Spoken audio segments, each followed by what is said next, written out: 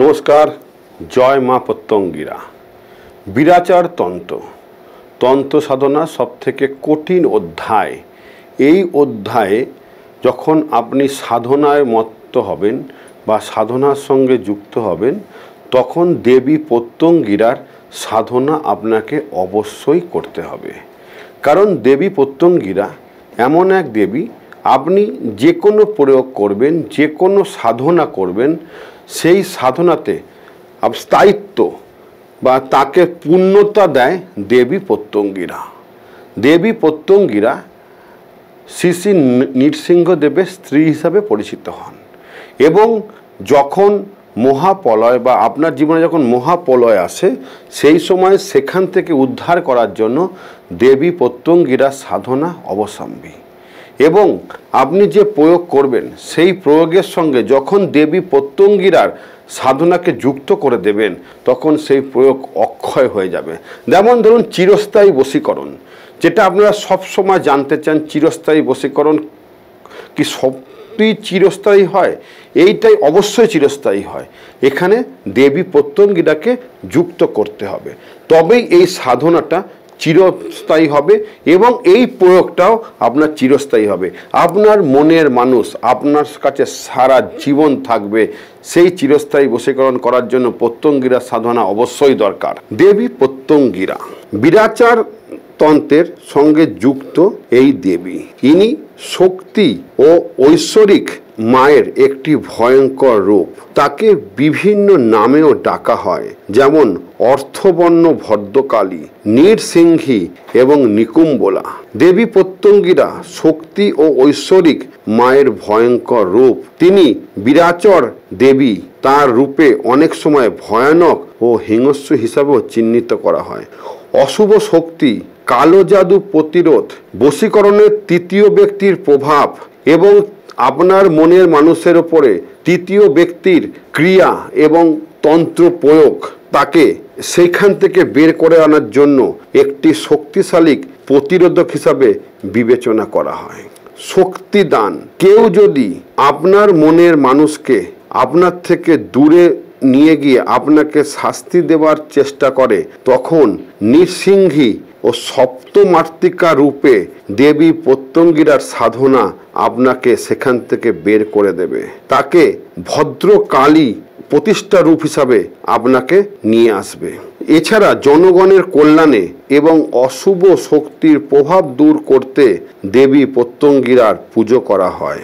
এছাড়াও জপ করা হয় এবং এই দেবীকে যখন আপনি আপনার প্রয়োগে যুক্ত করবেন, তখন তাকে আরও সুন্দরভাবে সেই প্রয়োগটাকে ঠিক করবে এবং সেটাকে অর্থবহ করে তুলবে এবং তার উপরে যে ব্ল্যাক ম্যাজিক বা জাদুকরী শক্তি প্রয়োগ করা হয়েছে, সেটাকে নিস্তব্ধ করে দেবে এবং সেখান থেকে বের করে আনবে।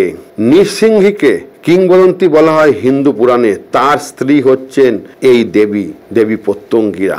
অনেক পুরাণ অনুসারে কৃতযুগের শেষে মহাবিষ্ণু থেকে যখন সমস্ত রাক্ষসকে বিলুপ্ত করা হয়, সেই সময় অষ্টলক্ষ্মীর আচার পালন করা হয়েছিল এবং সেইখান থেকে 8 জন ঋষিদের সুরক্ষা প্রদান করে এই দেবী বর প্রদান করেছিলেন। মার্কণ্ড পুরাণে এবং শিব পুরাণ অনুসারে ত্রেতা যুগের প্রারম্ভে বিষ্ণুর যে 10 অবতার ছিলেন, তার মধ্যে চতুর্থ অবতার নৃসিংহদেব। তিনি অসুররাজ হিরণ্যকাশীপুত্রকে হত্যা করেছিলেন এবং ক্ষুদ্র ও অপ্রতিরোধ হয়ে ওঠেন ভগবান নৃসিংহ এবং সেই সময় দেবীর আশীর্বাদে তাকে শান্ত করা হয়েছিল এবং পরাক্রমে সেই প্রত্যঙ্গিরা রূপ ধারণ করেছিলেন মহাদেবী এবং সরবের মস্তক থেকে আবির্ভূত হন এবং নৃসিংহকে শান্ত করেন এবং তার স্ত্রী নৃসিংহী হিসাবে তার স্থান গ্রহণ করেন।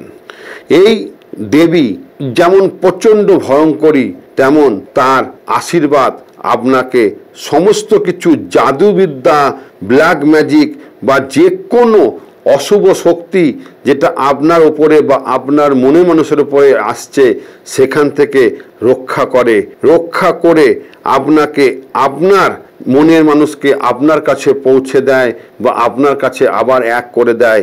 এই হচ্ছে দেবী এবং এর পূজা পদ্ধতি তন্ত্র দেবী ইনি এবং প্রচণ্ড উগ্র এবং প্রচণ্ড ভয়াবহ এবং প্রচণ্ড হিংস্র হিসাবে এই দেবীকে মনে করা হয়। কিন্তু যদি সঠিকভাবে দেবীর পুজো করা হয় এবং ভক্তি ভরে প্রত্যঙ্গিরার পুজো করা হয় তাহলে স্ত্রীকে আশীর্বাদ লাভ করা হয়। এবং এই পুজো শুধুমাত্র দক্ষ তান্ত্রিক দ্বারা বা উচ্চকোটির তান্ত্রিক দ্বারাই এবং গুরুর নির্দেশেই করা উচিত এবং সেই প্রয়োগও সেইভাবেই করা উচিত এবং জনগণের কল্যাণে এবং অশুভ শক্তিকে প্রভাব মুক্ত করার জন্য এই দেবীর উৎসর্গ করা হয় বা পুজো করা হয় এবং অষ্টপ্রকার তান্ত্রিক কাজ এই দেবীর মাধ্যমে করা হয়ে থাকে।